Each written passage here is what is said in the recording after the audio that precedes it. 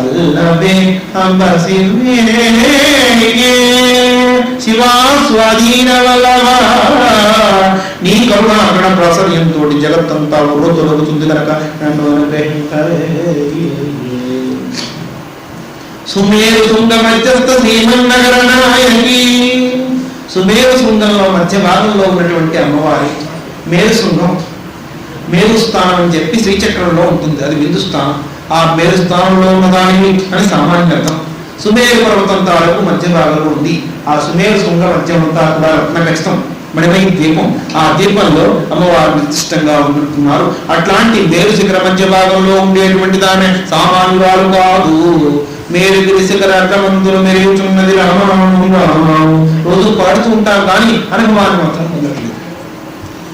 అట్లా ఉండేటువంటి అనుభవానంద పునరేశ్వరైన ఆమె పూర్ణ ప్రజ్ఞానవతి. ఎక్కడుందంట మేరు అంటే సీతారామాన్ని చెప్పుకున్నాం. వెన్నుపూస మూలాధారం నుంచి ప్రారంభమై శాస్త్రారం దగ్గర తాకుతుంది. ఈ తాకే స్థలమే సుమేరు.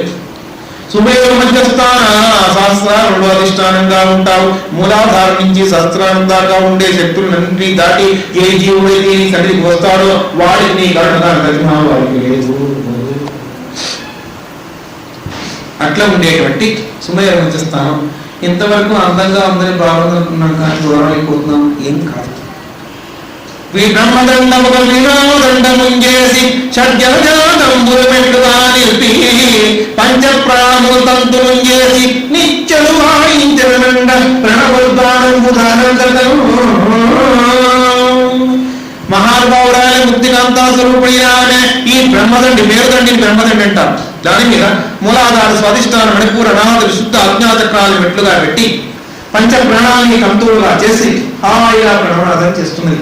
అట్లా నాదం చేసి ఆయన స్వరూపాన్ని గుర్తించగలిగితే నీవు తప్పకుండా సుమేర మధ్యస్థానానికి చేరుకుంటావు. అది వెన్నుపూసే కానీ ఎక్కడో లేదు. అట్లాంటి వెన్నుపూసలో ఉండే అమృత్వాన్ని గుర్తించాలి అంటే నీ సాధనానుభవం చేత రావాలే. శ్రీమన్నగర నాయక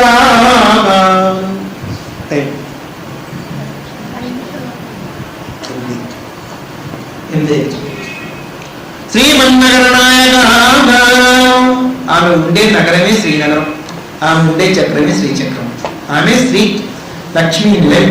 అట్లాంటి శ్రీమన్నగర నాయక అయినటువంటి అమ్మవారి తాలూకు విలాసమైనటువంటి ఆ వైభవాన్ని గుర్తించితే చాలు అనుభవిస్తుంది. పసిజ్ఞాన వాగ్దేవతలు అంటున్నారు, నీ ఉండే స్థానానికి లేకపోయినా మా గుండెలు నీ ఉండే స్థానంగా చేసుకుంటే అనుభవం ఇక్కడికి రాదు. మా గుండె నీ ఉండే స్థానం అయిపోవాలి. ఆ గుండెల్లో నీవు నిలయం అయిపోవాలి. మా గుండె నీ గుడి అయిపోవాలి. ఆ గుడిలో నీ అధిష్టాన చక్రవర్తి అయిపోవాలి. మేము ఎప్పుడు తలుచుకున్నా తలుచుకోపోయినా తలుచుకునే తలంపు ప్రతిదీ నీ కరుణ చేత వస్తున్నట్టుగా తరంగ పరంపరగా భావించే ప్రజ్ఞ కలగాలమ్మా. అందుకు నీవు శ్రీమన్నగర నాయక.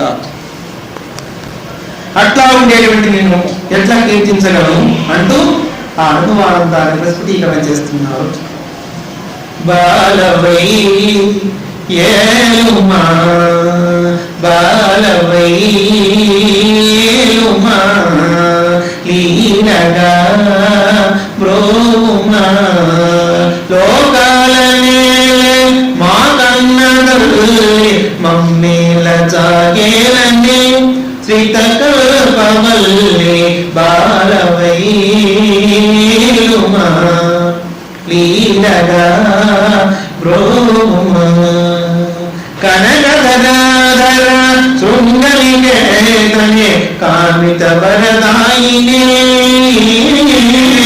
కనకధరాధర శృంగలికేతనే కామిత వరదాయినే త్రిపురాంబికే కనకధరాధర శృంగలికేతనే కామిత వరదాయినే త్రిపురాంబికే శ్రీమన్నగర నివాసిని శ్రీకరి శ్రీమన్నగర నివాసిని శ్రీకరి శ్రిత చింతామణి సదని మృదువదనే శ్రిత చింతామణి సదని మృదువదనే బాలవై ఏలుమా లీలగా బ్రూమా.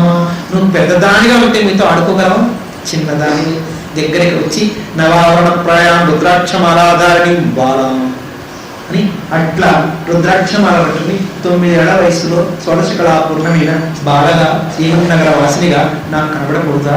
నిన్ను అర్చించకూడదా? రాజితాచల నివాసే శివసతి రత్నోజ్వల మణిమయ మకుటాంచితే రాజితాచల నివాసే శివసతి రత్నోజ్వల మణిమయ మకుటాంచితే జగన్నాథ కృత్కదంబవాటిక జగన్నాథ కృత్కదంబవాటిక ఆశ్రితే శ్రీ సతే శివ జ్యోతి ఆశ్రితే శ్రీ సదే శివ జ్యోతి బాలవై ఏలుమా లీలగా బ్రోమా లోకాల నీలే మా గంగ తల్లి మమ్మీల చాగేలని శ్రీత కౌర్వల్లి బాలవై ఏలుమా.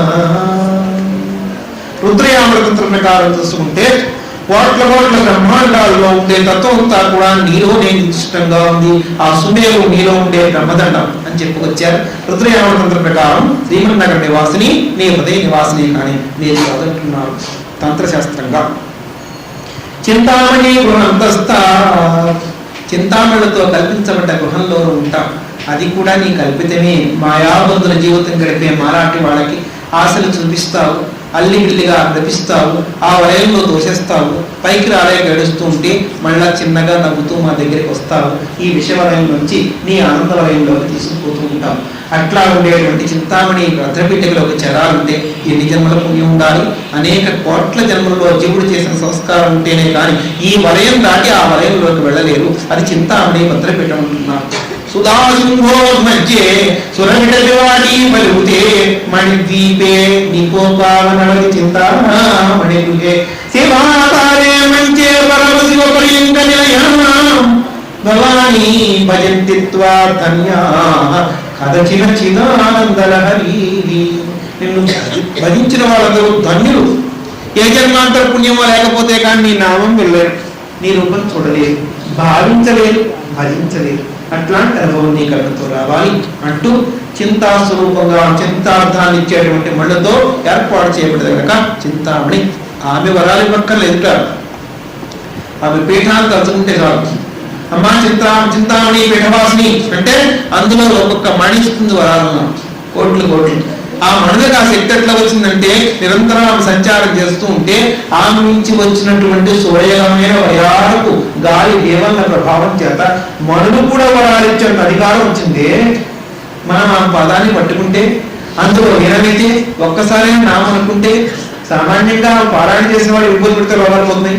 మనమంతా చింతామణినే, కానీ ఆ మణులతో పూర్ణ భావం ఇంకా అనుసంధానం కాలేదు, అనుభవం కాలేదు.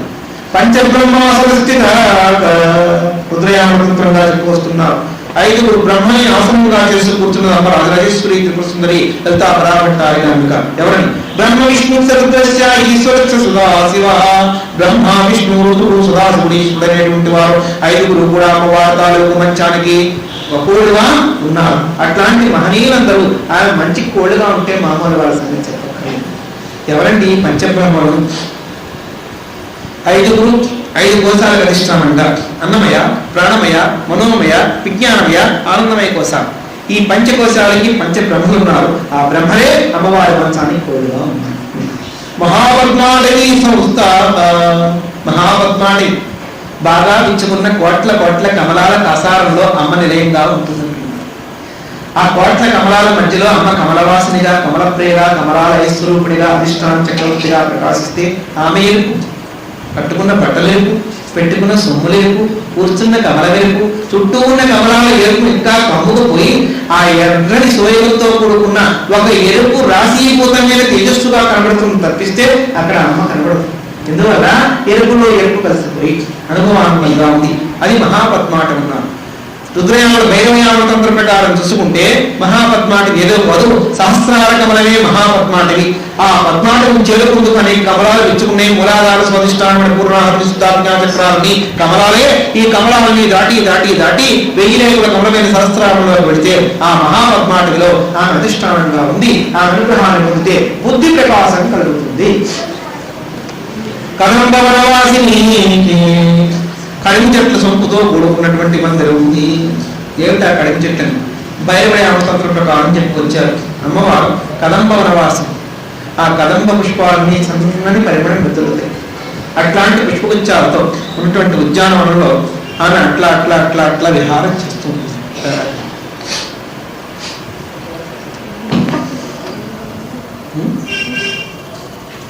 ఆ విహారం చేస్తూ చేస్తూ వెళ్తున్నప్పుడు కదంబ వనానికి ఓ శోభ వస్తుందన్నారు. ఆమె ఎప్పుడు వస్తుందా ఎప్పుడు వస్తుందా ఎప్పుడు వస్తుందా అని కదంబ వనాలని పెరుగుతున్నాయట. పాలసముద్రులు చూసి పొంగిపోతాడు, మా అమ్మాయి ఇంత అధికారిగా ఉంది. సామాన్యంగా పిల్లలు అధికారం అర్థం చేసుకుని అధికారంలో ఉంటే తండ్రికి ఎంత ఆనందం.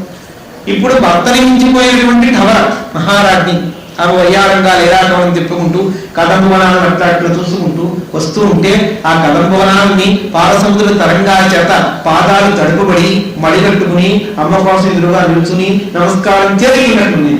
గుడి గోపురాల్లో పెడితే కాళ్ళు చేతులు కడుకుంటాం.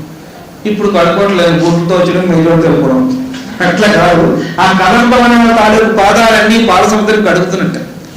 ఎందుకంటే నేను రాగా దగ్గరికి వచ్చే అవకాశం లేదు, మీరు దగ్గరగా ఉంటారు కనుక నేను కడిగి నీ పాదాలతో పెడితే నేను తెలుసో తెలియకో చేసి నా నమస్కారం కూడా నీ ద్వారా వెళుతుంది అన్న అనుభవానందాన్ని ప్రస్ఫుటీకరణ చేస్తూ ఆ కదంబ వృక్షాలు వందరించేస్తున్నాయి.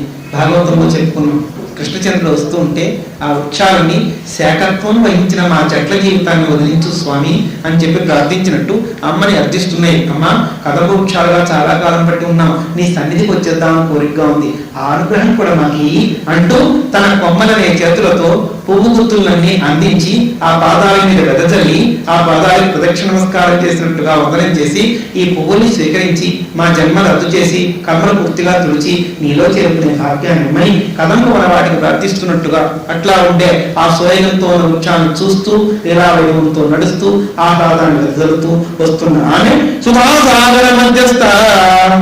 పాపం మా నాన్న పిచ్చి తండ్రి నా దగ్గరికి రావడానికి భయపడి అలుగుగా ఏమైనా అంటాడు కోపం ఉంటూ చెట్లకి పాదాలు కడిగి ఆ పాదాలు కడిగిన పాదాలతో నా దగ్గరకు వస్తే వారు వచ్చినప్పుడు వారి పాదాలు కడిగాను కనుక నేను కూడా వచ్చినట్లు నేను భావించుకునే మా తండ్రి ఎంత కరుణాసముద్రుడు, అట్లాంటి తండ్రి దగ్గరికి నేనే వెళ్తాను అని ఆమె పాదసముద్ర మధ్యలోకి వచ్చింట. సుధాసాగర మధ్యస్థ. నాన్న ఇంకెవరు ఉందా?